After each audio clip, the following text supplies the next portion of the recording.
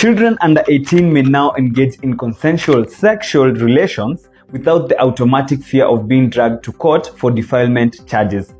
Well, so let's start with the law. The Sexual Offences Act number 3 of 2006, specifically Section 8, states that any person who causes penetration with a child is guilty of an offence known as defilement. Under Kenyan law, a child is anyone below 18 years. The law also sets strict mandatory prison sentences depending on the age of the minor. Defiling a child between 12 and 15 years carries a minimum sentence of 20 years, while cases involving minors aged between 16 and 18 attract a minimum of 15 years in prison. This is what the Center for Reproductive Rights and Youth Advocates challenged on behalf of the affected teenagers.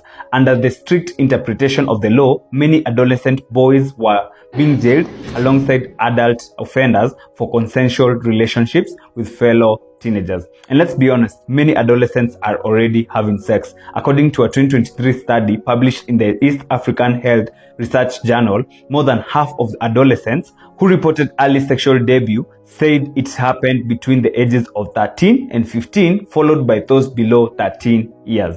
So the court has ruled that consensual sexual relationships between minors of close ages where there is no coercion, exploitation, abuse or power imbalance should no longer automatically lead to defilement charges. Justice Bahati Mwamuye further directed investigative and prosecutorial agencies to clearly distinguish consensual adolescent relationships from cases involving coercion, exploitation, abuse or manipulation. The ruling was linked to the case of a 17-year-old boy charged at the Makadara Law Courts for allegedly defiling his 15-year-old romantic partner. While the girl was released, the boy was detained at Kasarani police station and was only freed after a youth advocacy group paid 50,000 shilling bail.